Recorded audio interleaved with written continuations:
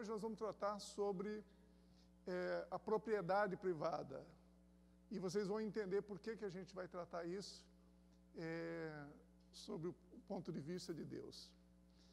Primeira coisa, fazendo uma revisão, né, do que nós falamos na aula de introdução, foi o que hoje as pessoas entendem, os que são cristãos, o que está acontecendo hoje? O que Deus espera de nós? O que Deus está fazendo hoje? Então, se você fizer essa pergunta para 100 pessoas cristãos, eu creio que a maioria vai responder algo muito próximo a isso, né? O estilo de vida predominante na maior parte do mundo evangélico leva a uma atitude de nós temos a nossa salvação e já que Deus está no controle de todas as coisas, vamos simplesmente cuidar dos nossos afazeres pessoais, evitar grandes pecados, testemunhar quando possível, construir igrejas bem-sucedidas e cair fora desse mundo mal. Eu creio que isso sintetiza, resume o que a maioria de cristãos responderiam se fosse perguntar o que Deus está fazendo no meio dessa geração perversa. Ou o que Ele espera que vai acontecer. E, na realidade, a gente vai ver que se fosse só isso, a pergunta é por que teriam tantas escrituras na Bíblia falando sobre administração, sobre mordomia, se Deus não se importa com nada disso, né? Então, nós vamos tratar essas questões e vamos verificar que, na realidade, a palavra igreja como a gente viu, vem do grego eclesia, onde eclesia significava, o entendimento que se tinha naquela época vinha do entendimento do mundo grego, onde reis de cidades governavam com assembleias, alguns de nobres, outros do povo. E essas assembleias eram chamadas de eclesia. Então, eclesia era aquelas pessoas que governavam com o rei. Por que então Jesus nos chamou, né, o seu corpo, a sua igreja, de igreja, ou eclesia? Então, a gente entende que, e é isso que nós vamos trabalhar um pouco no curso, que nós somos chamados a governar com Cristo. Alguns acham que talvez na eternidade, mas, na verdade, as Escrituras vão mostrar para a gente que é a partir de agora. Governar com Cristo sobre a terra hoje, de acordo com a maneira de Deus, né? Fazendo o negócio à maneira de Deus. Existem 3 Escrituras que dão embasamento para essas conclusões, é isso que nós estamos falando, né? Primeiro, em Colossenses 1:3, diz que nós fomos transladados do reino das trevas para o reino da luz. Então, Gálatas 4:7 fala que nesse reino já não somos mais servos, mas somos filhos. E se és filhos, és também herdeiro por Cristo. Apocalipse 6:10 fala, e para nosso Deus os fizestes reis e sacerdote, e eles reinarão sobre a terra. E o que significa reinar sobre a terra, né? Significa governar. Os reis governam e os sacerdotes, eles intercedem com autoridade e poder. E Gálatas 4:1 diz, digo, pois, que todo tempo que o herdeiro é menino, em nada difere do servo, ainda que seja senhor de tudo. Então, nós estávamos no reino das trevas, fomos transladados para o reino da luz, ou reino do Filho de Deus, reino de Jesus. Onde Jesus é o rei de reis. E nós, por que Deus nos chamou quer dizer, ao sermos transladados, ganhamos a identidade de filhos de Deus. por isso todo filho herda o que é de Deus. Então nós temos que entender o que pertence a Deus aqui nessa terra, para sermos herdeiros dele. E se ganhamos uma função de reis e sacerdotes, o que fazem os reis? Reis governam. Governam sobre o quê? Sobre tudo aquilo que Deus nos entregar. Família, o nosso corpo, o nosso pensamento, nossos negócios. E governar como? À maneira de Deus. E fomos feitos também sacerdotes. O que faz um sacerdote? Ele ora, intercede, ele faz um trabalho de um sacerdote. Interceder pelas pessoas diante de Deus, interceder pela sua família, interceder por si próprio. Agora, se todas essas coisas aconteceram conosco, e nós não nos damos conta que nós somos filhos, que agora nós estamos num outro reino, nesse momento, não é algo que acontecerá na eternidade. Se nós não tivermos consciência dessas verdades, a gente não vai conseguir vivê-las. Se eu não souber qual a diferença de ser uma criatura ou um filho, eu não vou viver como filho. É como se eu tivesse, nós demos esse exemplo, $1 milhão no banco, mas eu nasci e ninguém me falou que eu tinha esse $1 milhão, eu herdei, e $1 milhão está lá, eu vou morrer e vai continuar lá. É mais ou menos a mesma questão. O que nós estamos fazendo aqui é despertar a nossa identidade, a nossa função, e aquilo que Deus nos deu, ou espera que nós façamos com aquilo que Ele nos deu.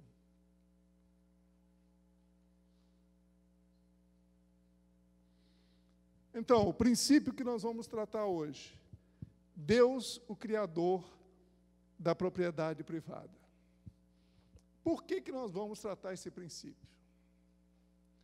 Se você, no mundo evangélico também, perguntar, por exemplo, às pessoas, o que Deus acha da matéria? A maioria vai dizer que a matéria é do diabo.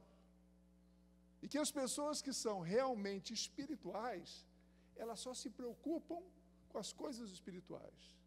Por isso que há muitas pessoas que são muito ricas, se dão conta que a vida é tudo vaidade, que não estão encontrando significado para a vida, elas vendem tudo, vão para o mosteiro se retirar, porque elas chegam à conclusão de que elas querem atingir um nível de satisfação, de paz, que elas acham que a responsabilidade por elas não terem essa paz é porque elas estão envolvidas com dinheiro, com negócios, com coisas que não agradam a Deus. Elas entendem que para um verdadeiro ser humano espiritual é aquele que só vive e só fala, só pensa em coisas espirituais. Que as coisas materiais não interessam a Deus. Qual é a origem dessa realidade, desse pensamento? Isso começou na época de Cristo, ou pouco depois que Cristo veio a falecer, e nasceu da cabeça de filósofos que começaram a ouvir falar sobre o cristianismo, e o gnosticismo é que você deveria entender Deus. Quem conhecia Deus, conhecia pelo conhecimento, e não por ou seja, a espiritualidade se resumia ao conhecimento. E logo depois, essa linha de pensamento, ela não sobreviveu, começou na Pérsia, na Babilônia, né? E a sequência do gnosticismo foi o maniqueísmo, né? Que é uma filosofia em que o maniqueu ele começou a estudar os principais líderes espirituais daquela época, que era Jesus, era Buda, e ele começou, em função de todos esses ensinamentos, entender que, na realidade, existiam duas verdades. Existia o mal e existia o bem. E o mal estava atrelado às coisas materiais. e o bem estava atrelado às coisas espirituais. Então, quem era do bem se preocupavam com as coisas espirituais. Quem era do mal se preocupava com as coisas do materiais. Ou seja, e isso perpetua até hoje. Para muitos cristãos, muitos crentes, né, assim dizendo, evangélicos, vão dizer que a matéria é do diabo. O planeta, a Terra, a quem pertence a Terra? Eles vão te responder, não, a Terra pertence ao diabo. E a pergunta é, a Terra pertence ao diabo? Uma coisa é o sistema que nós temos hoje do mundo, o sistema de pensamento, a cultura, a forma de pensar é demoníaca. Os valores não são cristãos, mas a terra, a matéria, é boa. Se você olhar para a criação, você vai ficar maravilhado, não existe nada na terra que seja desprezível, que seja ruim. Tudo é muito bom. Amém? E Deuteronômio 18:14 afirma assim: eis que os céus e os céus dos céus são do Senhor teu Deus, e a terra e tudo que nela há. Então, a matéria é boa e não tem nada a ver do diabo. Quem criou a matéria foi Deus.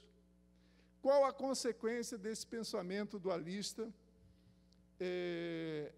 Foi que as pessoas começaram a ver o seu trabalho fora das quatro paredes da igreja como um trabalho que não agradava a Deus.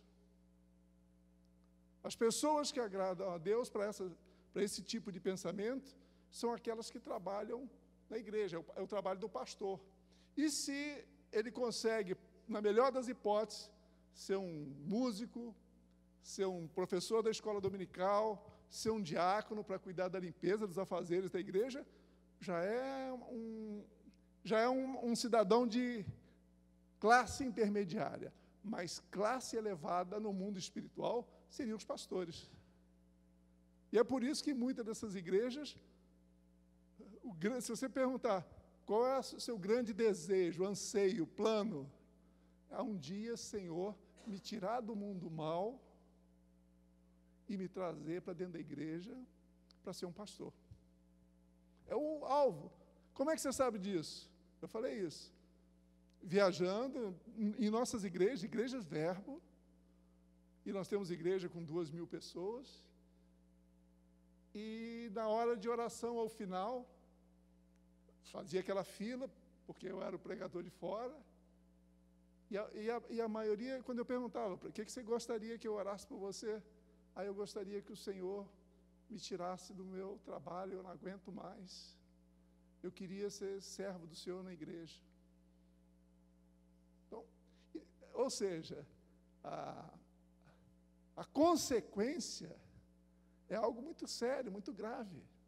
Se você fala hoje em um cristão se envolver na política, está louco. A política não é coisa do diabo.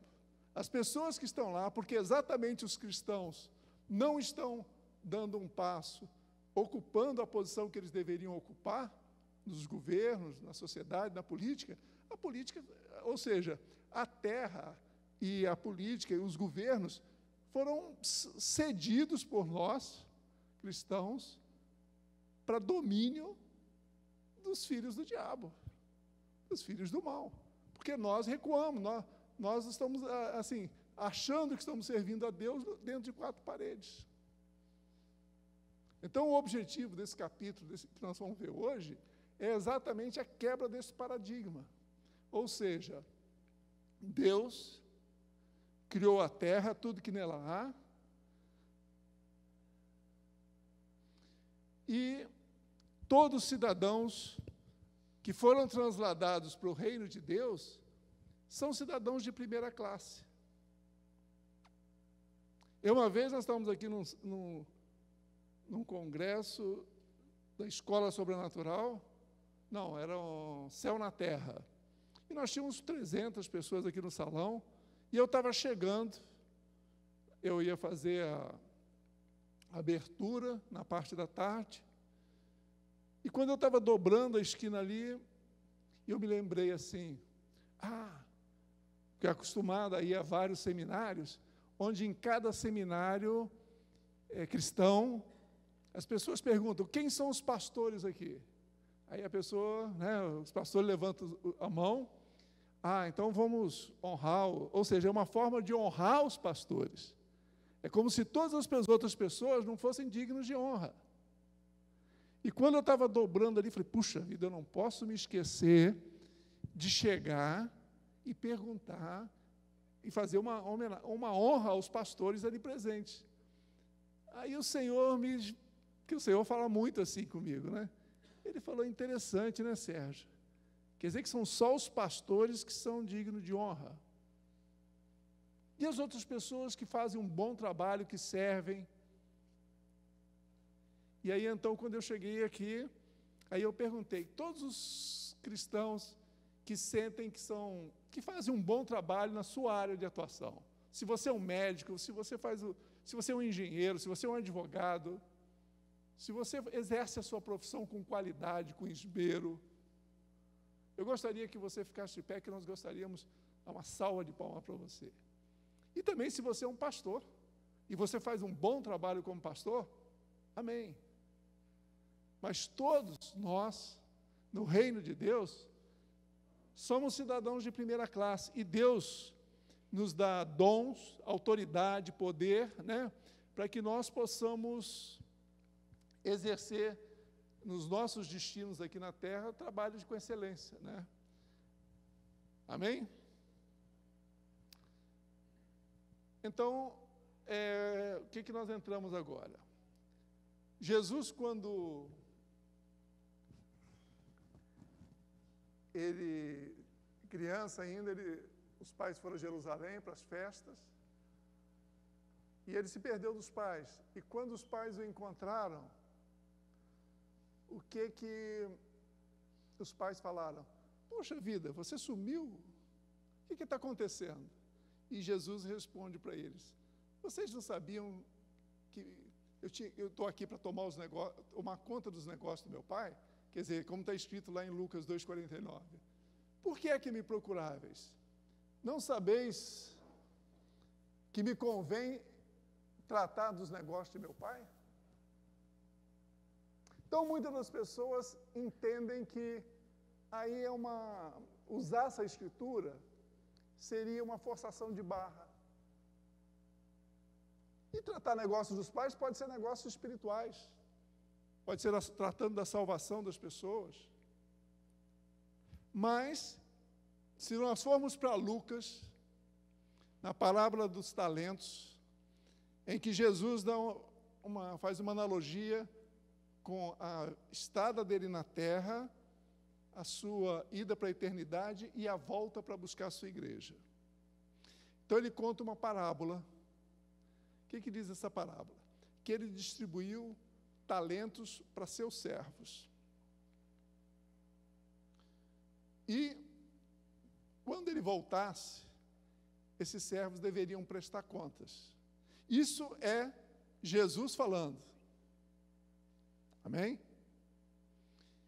Esses servos deveriam prestar contas. E quando esses servos chegam primeiro e falam assim, Senhor, a tua mina significa uma quantidade de ouro, prata, dinheiro. Mina não é necessariamente só dom espiritual. Alguém pode também interpretar como um dom, uma habilidade. Mas mina significa dinheiro. E o primeiro chega para o Senhor e fala assim, Senhor, a tua mina, ele recebeu uma, rendeu 10 minas. O que Jesus fala? Servo bom e fiel, foste fiel no pouco, e sobre 10 cidades vocês governarão. Ora, se você for em Apocalipse, em que fala que na eternidade nós governaremos com Cristo sobre cidades, e nessa parábola ali, Jesus, aqui na terra, está falando que se nós formos fiéis naquilo que nós recebermos, Porque ele está fazendo uma alusão a ele, no momento que ele estava ali, né, aquele senhor de terras, ela está se referindo a ele. E quando ele voltar, todos nós compareceremos perante o trono de Deus e daremos conta, como está escrito na Escritura, por tudo que nós fizermos através do nosso corpo. Então, quando nós prestarmos conta, por essa palavra, Deus espera que tudo que nós tivermos recebido, nós tenhamos multiplicado. Então, a gente pode entender o Senhor Deus Todo-Poderoso aqui na terra como se fosse dono de um negócio, em que cada um de nós, ele tem uma franquia, tem uma loja, uma parte desse negócio, e recebe dele um corpo, uma alma, uma esposa, um marido, filhos, uma habilidade, um trabalho. E ele espera que nós administremos tudo que ele nos dá exatamente de acordo com a palavra dele. Ou seja, numa franquia, você fornece o desenho da loja, do negócio, você fornece, às vezes, os produtos, as matérias-primas, ou a especificação de como processar. Se você abre uma loja do McDonald's, você recebe os produtos, a metodologia, a temperatura, tempo de cozimento. Por quê? Porque o dono do McDonald's quer que você faça as coisas exatamente, ou seja, que o produto seja bom. E a mesma coisa Deus. Tudo que Ele nos dá, né, por exemplo, a nossa esposa, nossos filhos, Ele espera que nós administremos de acordo com a sua palavra. Porque na palavra estão as instruções para que as coisas funcionem. Se você resolver se relacionar no seu casamento de uma forma diferente do que as instruções de Deus, possivelmente você vai ter problemas. Se você educar seus filhos, a Bíblia fala, por exemplo, para você disciplinar seu filho. Mas nos anos 65, os pedagogos chegaram à conclusão que a disciplina poderia limitar o desenvolvimento dos dons ou da criatividade do seu filho. Então, a ideia de Piaget, por exemplo, foi um desses pedagogos, você deveria, nas aulas, nas classes, deixar as crianças terem a plena liberdade. Eu me lembro que eu tinha uma amiga que, na faculdade, ela era de pedagogia, de engenharia, e ela falava, Sérgio, é uma loucura, era uma escola ali perto da PUC. Era uma loucura, porque as crianças podiam fazer tudo e a professora não podia chamar atenção. Então, um dia ela chega no banheiro, o banheiro estava todo entupido, porque as crianças encheram aquilo de papel higiênico, e estava tudo bem. Tudo bem. E assim, então, desde aquela época, eu já tinha, só que eu não era cristão, eu achava legal, eu achava meio estranho, mas eu não conseguia saber o que estava errado. O que estava errado é que hoje já se descobriu que essas teorias todas foram um fracasso. Mas passaram-se, quer dizer, de, 75 a 2000, passaram-se 30, 40 anos, e criou uma geração de pessoas totalmente sem controle, sem domínio próprio, sem disciplina, para descobrirem que a teoria estava errada. Então, assim, tudo que você constrói, negócios, que está desalinhado com os princípios de Deus, vai dar errado. O seu comportamento profissional, com os seus chefes, com os seus subordinados, se estiver em desacordo com a palavra de Deus, você vai ter problemas. Então, o que nós estamos aprendendo hoje, ou vamos aprender nesse curso, é aplicar princípios de Deus à nossa vida pessoal, governo da família, governo da igreja, governo da empresa, da vida profissional, na educação de filhos, no relacionamento conjugal. Ou seja, nós não vamos aprender um caso Quando eu estava na universidade, né, me formando, um dos formandos reclamou, porque na PUC você não é preparado, você não sai lá, por exemplo, aprendendo a usinar uma peça, ou a fazer uma viga. Você sai, você aprende os princípios para pegar qualquer máquina ou qualquer estrutura e desenvolver. Então, é claro que para um estagiário que chega, por exemplo, eu cheguei na primeira fábrica, aí o empregado, eu estava olhando uma planta, um desenho, aí estava lá, não sei quantas polegadas. Polegada? Eu conhecia assim, né, no dia a dia, milímetro, metro. Então, quando eu cheguei para o peão assim, falei, quanto é que é mesmo uma polegada? Ah, meu irmão, você, um engenheiro formado, não sabe quanto é que é uma polegada? Aquilo foi a festa do galpão, né? Para mim não queria dizer nada. Se eu soubesse que uma polegada é 25,4 milímetros, pegava a máquina de calcular, calculava, ou tinha noção. Mas para ele era o fim aquilo. Ou seja, o objetivo desse curso não é ensinar você a pensar a solução de um problema, mas de qualquer problema que esteja atrelado ao governo, à administração.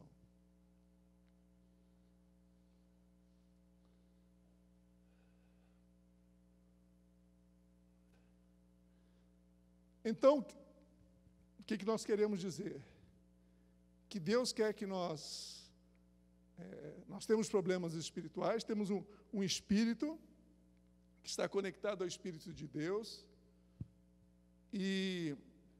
mas também Deus quer que nós entendamos que Ele quer que nós reinemos sobre coisas reais, ou seja, nosso ser, a nossa família, nosso negócio, num mundo real, e esta é uma questão real, né?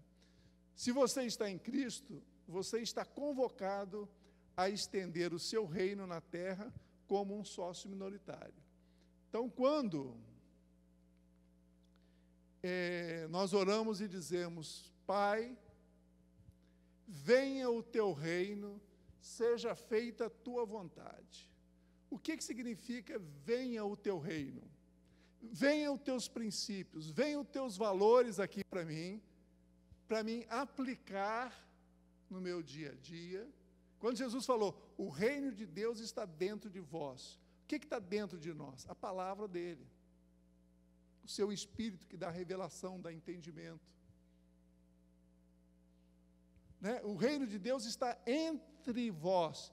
Então, se eu estou me relacionando com meus dois irmãos aqui, nós temos que estar nos relacionando considerando a palavra de Deus. O que é a verdade, o que nós temos que considerar é a palavra de Deus.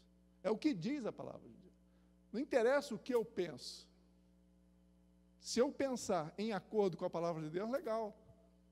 Mas se eu pensar em desacordo com a palavra de Deus, meus dois irmãos falaram, olha, vai dar errado. Então, assim, né? Precisamos entender a nossa responsabilidade de filho e área de atuação no negócio do Pai. O céu não tem problemas. O nosso trabalho hoje é aqui na terra. Né? Quando Deus espera que nós estendamos o reino de Deus para que essa terra, as cidades, as nações mudem. E só vão mudar se mudar a política, mudar a forma de nós fazermos as coisas. Você não consegue, né, por exemplo, você faz um bolo e solou.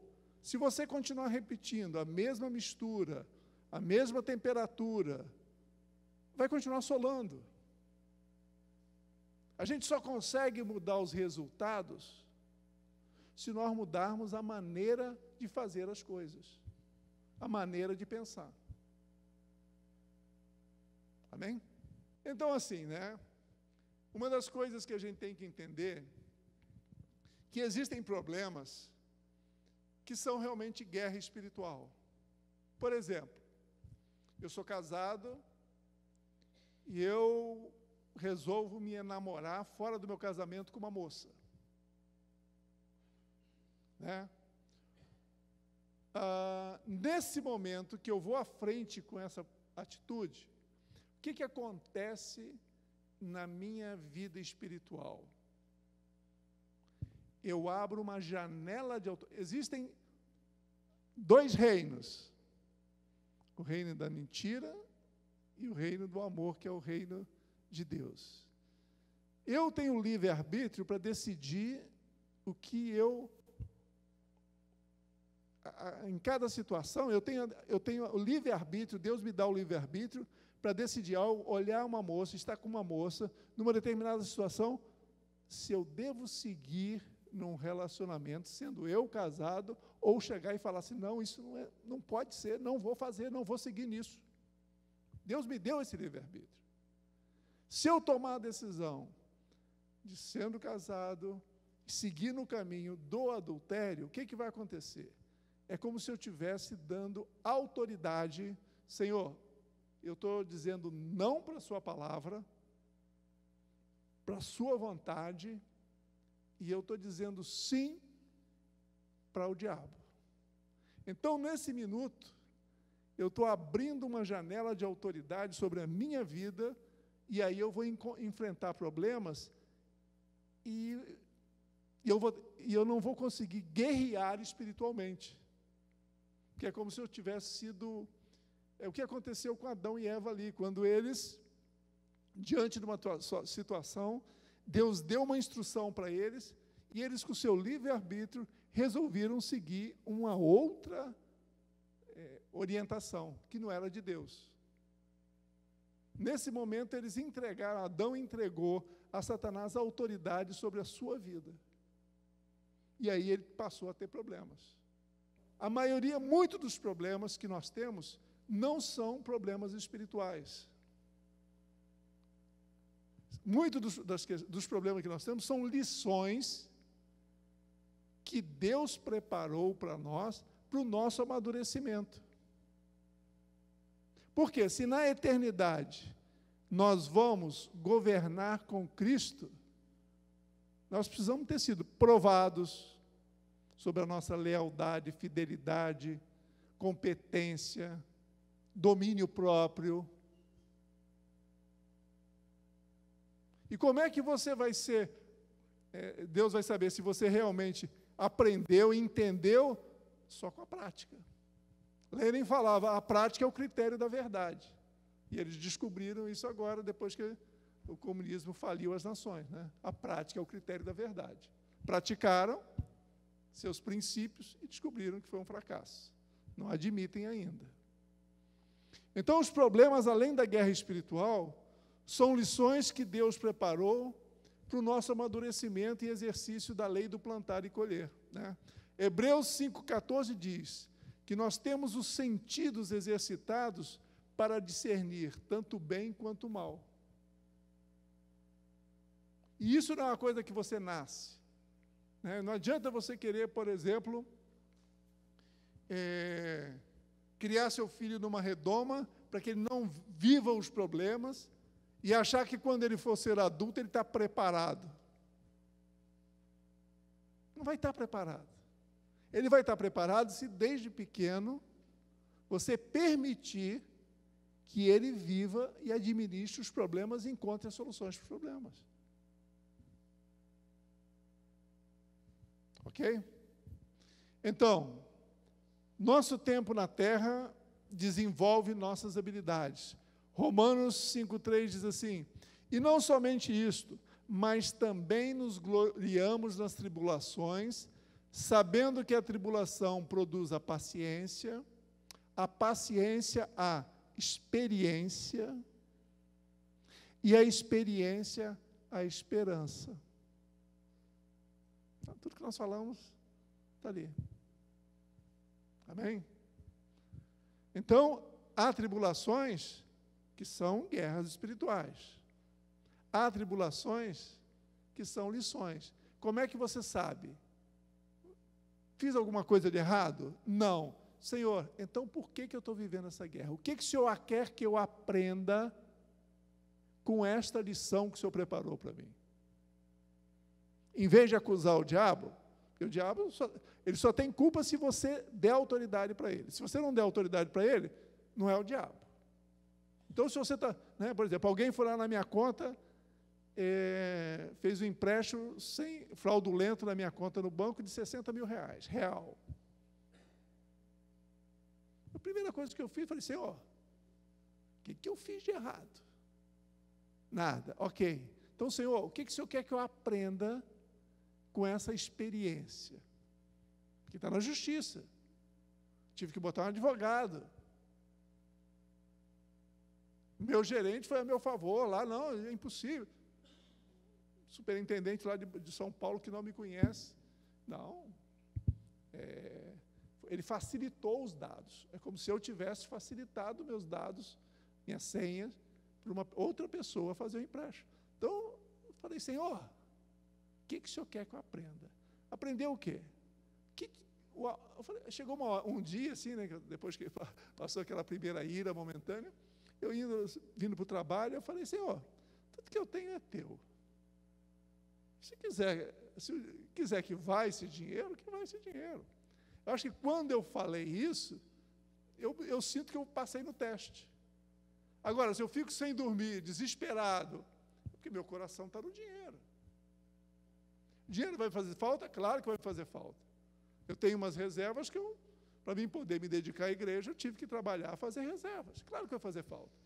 Mas eu creio que Deus tem muito mais para me dar, se eu passar no teste. Agora, se eu ficar lá desesperado, como mexer, daqui a pouco eu estou com uma doença, pego um câncer, porque não durmo, estou ansioso, angustiado.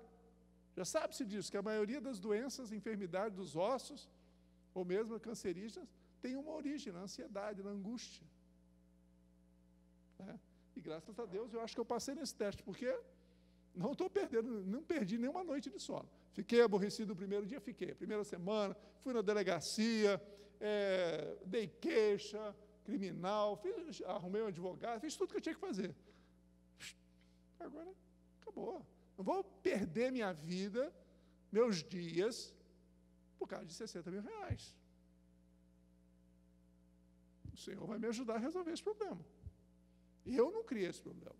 Então, a única coisa que eu posso fazer não fui no banco destratar a gerente, nada de, simplesmente entreguei na mão da justiça. Então, e aí vem uma questão muito interessante que eu vou ler com vocês, depois eu vou explicar como é que eu tive essa revelação. Uma conclusão, né? Deus criou o universo, mas não está no controle de todas as coisas. Ele governa sobre todas as coisas e, uma vez filhos, somos convidados a cogovernar com Cristo, em conformidade com suas leis e princípios, colocando as coisas em ordem à maneira de Deus.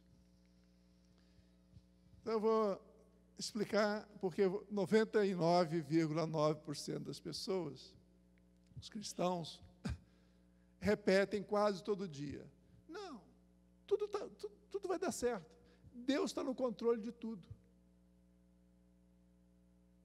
Quantos aqui não já falaram, Deus está no controle de tudo? Deus está no controle de tudo. Só que um dia nós estávamos aqui na aula da Escola Sobrenatural, e o Rodrigo estava ministrando, e então eu vou contar de novo essa história para quem não ouviu. E ele falou assim, uma coisa que eu não entendo. Ele parou a ministração dele e falou, uma coisa que eu não entendo. Se Deus é bom, se Deus está no controle de todas as coisas,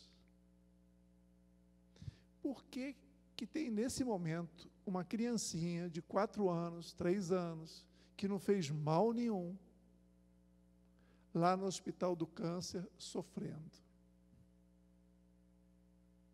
O Rodrigo falou, eu não consigo entender. Aí todo mundo realmente. Aí na hora eu estava sentado ali, me veio uma palavra, governo. Aí eu ia falar, olha, Deus governa.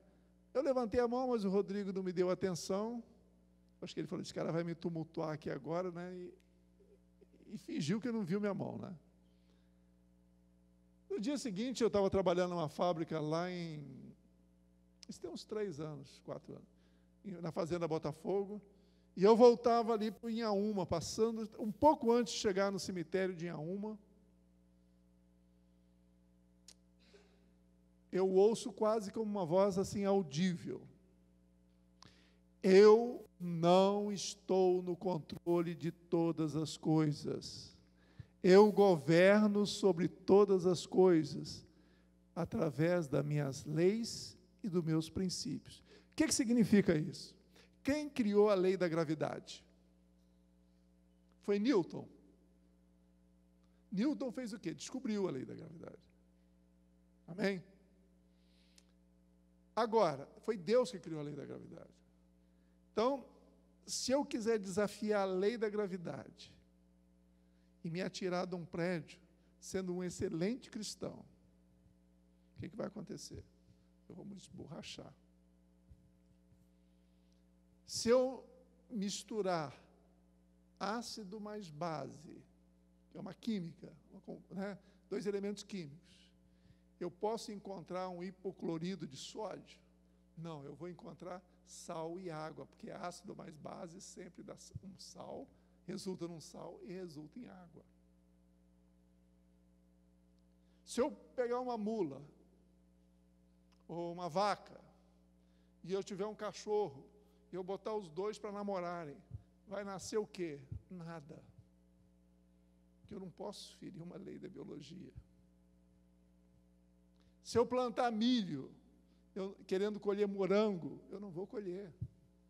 Então, Deus criou as leis físicas, químicas, biológicas, e nós estamos todos sujeitos a elas. As leis de relacionamento. Tudo que você quer que façam a você, você tem que fazer aos outros. Isso é uma lei de Deus. Se você quebrar essa lei, você vai ver as consequências. Então, assim, se você não entendeu isso, ore, peça a Deus, não desista do curso, mas Deus governa. Controle é um tipo de governo que, por exemplo, se alguém já teve uma empresa, né, você tem um mercado, vamos supor que o seu negócio cresça. Hoje você faz as compras, né, você negocia com o fornecedor, você emite o cheque, paga. Você vai para uma organização de 10 mil, 20 mil, 50 mil pessoas, duvido que você consiga fazer isso. Você vai enlouquecer. Você pode assinar cheques acima de 10 milhões. Cheque de 1.000, 2.000, 3.000, duvido. Então, o modelo de governo, de controle, é o que as mães tentam fazer com os filhos. Onde é que você foi? Onde é que você vai? Todo mundo que já foi filho aqui. Então, a gente sabe que as mães acham que tem controle sobre os filhos, mas não tem. Depois que eles saem fora, saem para a rua, a mãe não vai conseguir ficar o dia inteiro rodando para lá, né, botar um cinto ali e ficar grudado, não vai. Eu poderia dar N testemunhos aqui que mãe não controla nada. Ela acha que controla. Então, assim, né, o modelo de gestão, de governo de Deus, não é do controle, é através da lei do plantar e colher. Até porque, se Deus estivesse no controle de todas as coisas, como é que ficaria a lei do plantar e colher? Se a lei diz que o que você plantar, você vai colher, então se você plantar uma coisa ruim, você vai colher uma coisa ruim? Se você plantar uma coisa boa, você vai colher uma coisa boa? Então, como é que fica o controle total de Deus nesse seu livre-arbítrio? Uma coisa anula a outra. Vocês estão conseguindo entender? Se tem controle total sobre todas as coisas, então não existe uma possibilidade de você ter o livre-arbítrio. O que vale vai ser sempre a vontade de Deus. E Deus não tem a vontade de que você adultere, ou que você mate ninguém, ou que você agrida uma pessoa, ou que você trate asperamente ninguém. Você fez isso com o seu livre-arbítrio. Deus não é culpado disso.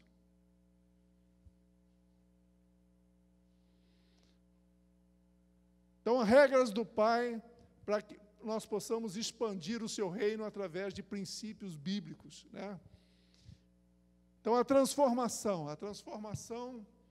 ela começa de dentro para fora, do pessoal, que começa com a nossa libertação e renovação da nossa mente, né, no governo da família, no governo pessoal, no governo da família e dos negócios, até exercendo influência na comunidade social local, né? Então, assim, a transformação começa primeiro. Saímos do reino das trevas para o reino da luz.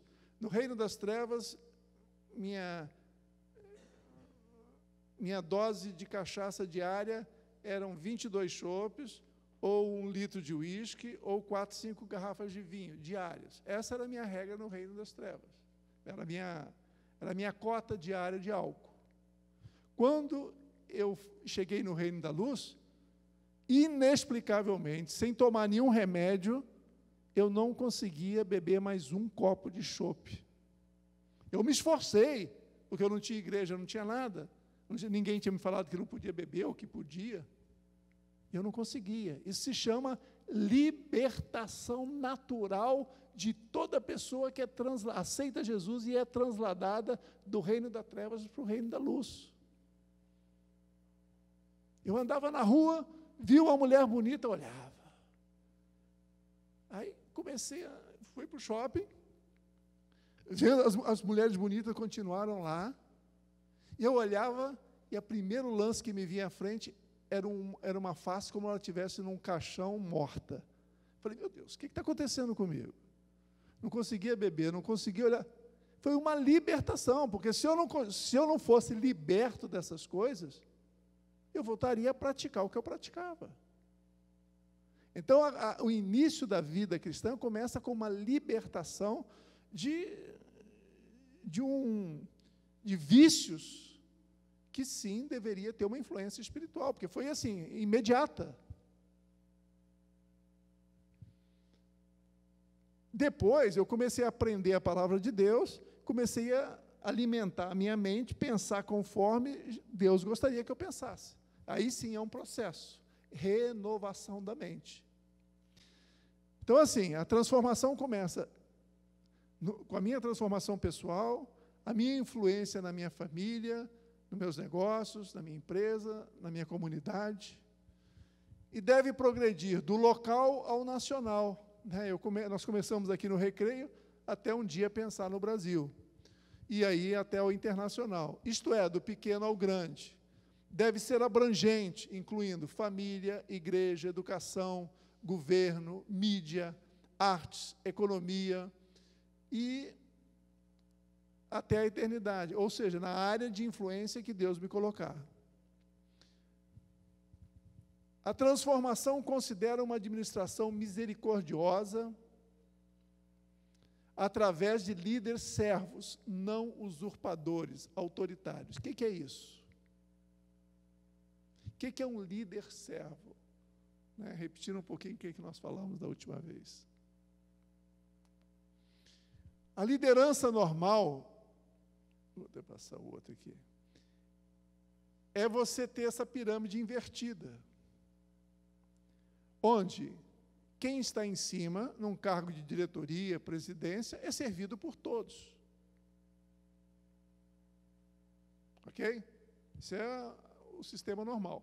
Só que Jesus falou, no reino de Deus, perdão, no mundo, essa pirâmide é invertida. Quem está em cima é servido por todos.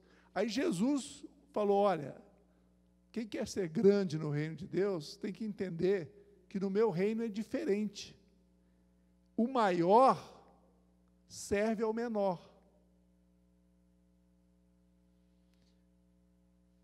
Então, ali entra um testemunho também que aconteceu na minha conversão.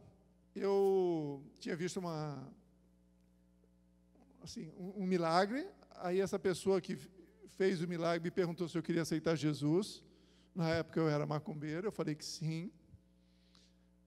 E me deu uma Bíblia. E me orientou a ler o livro de João. Quando eu cheguei no capítulo 12, versículo 24, que fala que se o grão de trigo caindo na terra não morrer, fica ele só. Mas se morrer, dará muitos frutos.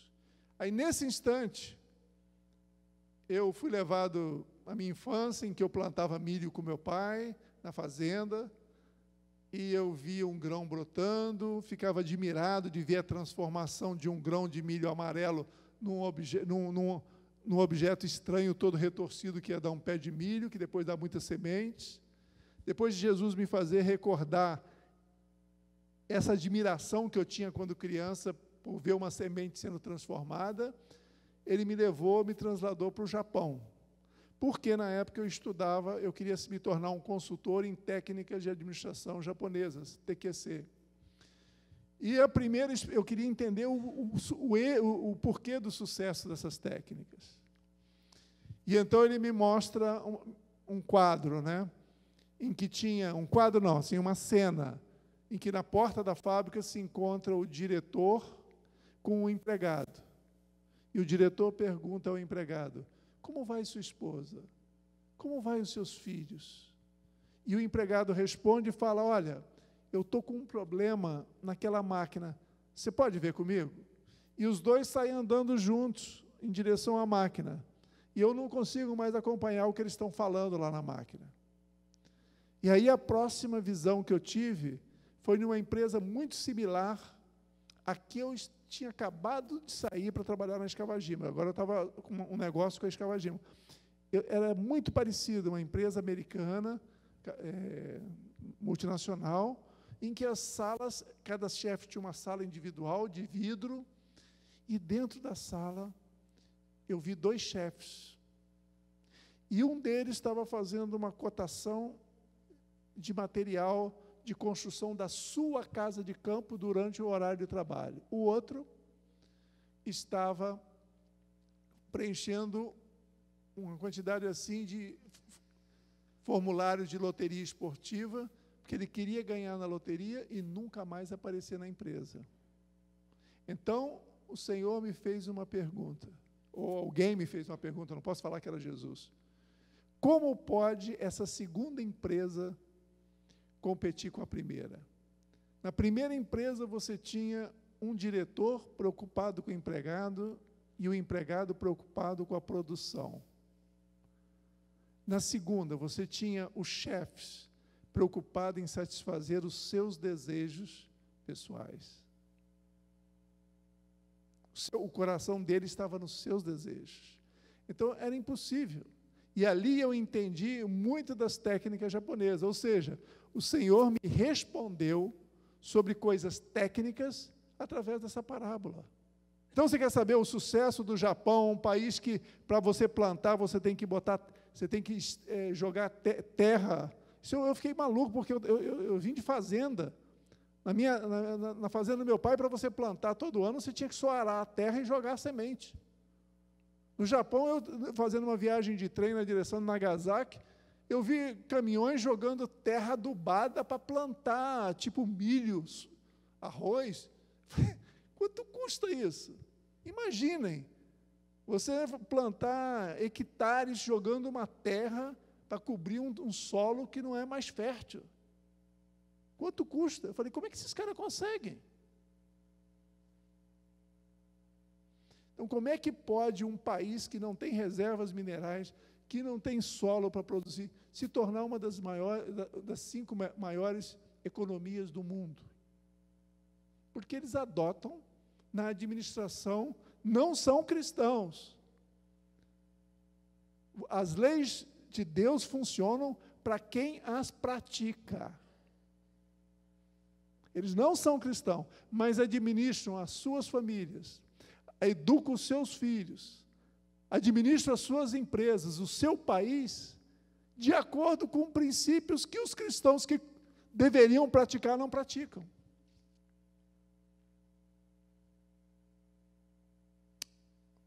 Então, foi ali que eu entendi, ou seja, que nós como líderes, na nossa própria casa, nós não temos que ser servidos como marido, pela esposa, por todos, nós temos que servi-los, e é claro, um serve ao outro, é uma consequência. E resumindo, o pré-requisito de um líder servo, é quando ele fala, na verdade vos digo que se o grão de trigo caindo na terra não mover, fica ele só, mas se morrer dará muitos frutos. No fundo, aqui o que ele está falando para nós darmos fruto, para nós prosperarmos, nós temos que crucificar os nossos desejos, como está lá em Gálatas 5:24, os que são de Cristo crucificaram a carne com as suas paixões e seus desejos.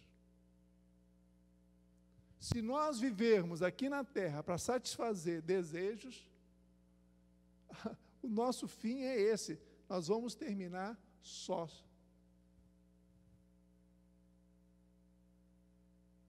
Amém?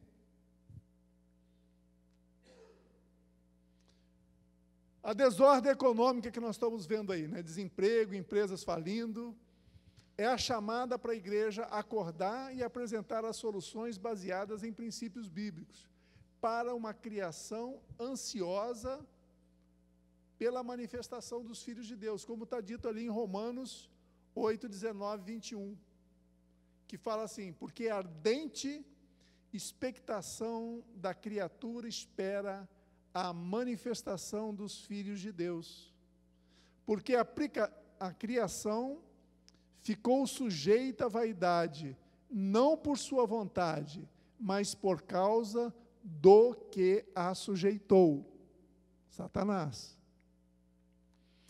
Na esperança de que também a mesma criatura será libertada da servidão, da corrupção, como aconteceu comigo, para a liberdade da glória dos filhos de Deus. O que Deus espera é que a minha experiência nós possamos levar a outras pessoas. E mais pessoas possam ser libertas, transformadas, e em vez de improdutivas, terminarem num hospital com cirrose, como seria o meu caso, ou talvez já teria morrido por outros motivos,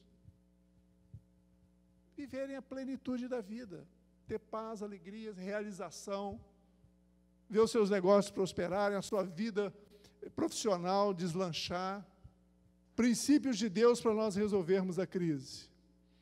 A liberdade começa com o autogoverno, guiado por Deus, onde eu tenho o controle dos meus sentimentos, dos meus pensamentos, das minhas atitudes, fazendo escolha em obediência e amor, alinhado sempre com a palavra de Deus. Então, o primeiro passo que nós temos que dar é disciplina, autodisciplina, autogoverno. Na última pregação que eu fiz aqui, eu estava pregando sobre os valores da Verbo, eu falei sobre uma pesquisa em que os estudiosos já demonstraram que crianças que têm autocontrole, autodisciplina, têm o seu rendimento na escola, escolar e depois profissional, muito acima do que os seus colegas que tinham um nível de intelectual superior. Isso foi demonstrado, pesquisa.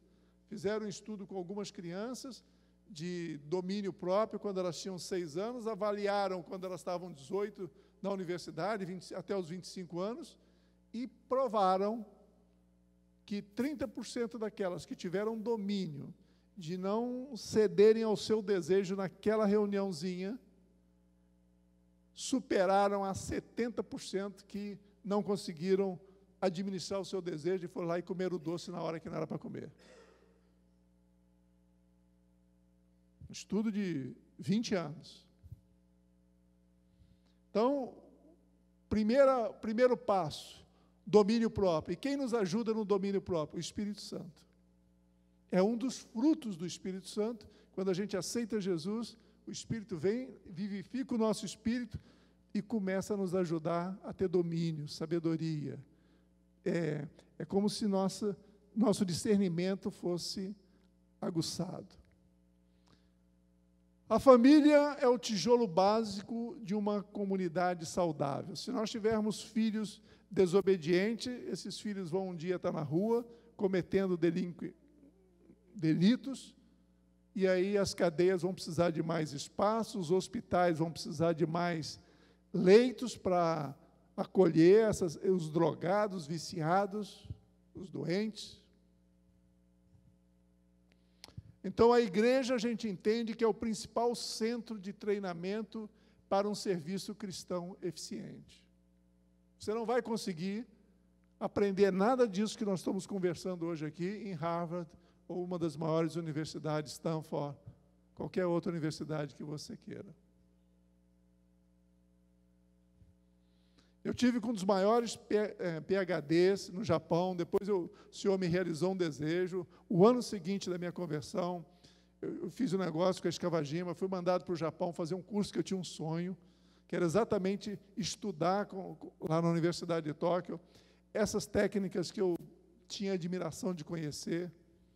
E eu perguntei a todos eles se eles sabiam o porquê do êxito daquelas técnicas. E nenhum deles me deu uma resposta do porquê. Mas o Senhor Jesus, só tinha um nível de graduação de engenharia, me permitiu ter uma revelação de entendimento que eles lá, os PhDs, não tinham, eles que eram os papas. Então, a igreja, o Espírito Santo, a palavra de Deus são os nossos professores de doutorado para ter sucesso, ter êxito nessa vida. A administração de propriedade privada, a gente vai ver isso mais à frente, com mais tempo, ela é essencial para desenvolver a nossa maturidade pessoal, né, e social. Então, reconstruir uma nação começa com a reconstrução de uma comunidade local. Não adianta eu querer pensar em mudar o Brasil, se a gente não começar a mudar nossa família, nosso bairro, nossa cidade. Isso é um trabalho para longo prazo. Ok? Então, essa é um resumo do que vocês vão ver no capítulo 1 do livro do princípio magistral. Deus é o criador da propriedade particular. Ou seja, propriedade particular não é do diabo, pertence a Deus e Ele quer que nós a administremos de acordo com suas leis e seus princípios. Amém?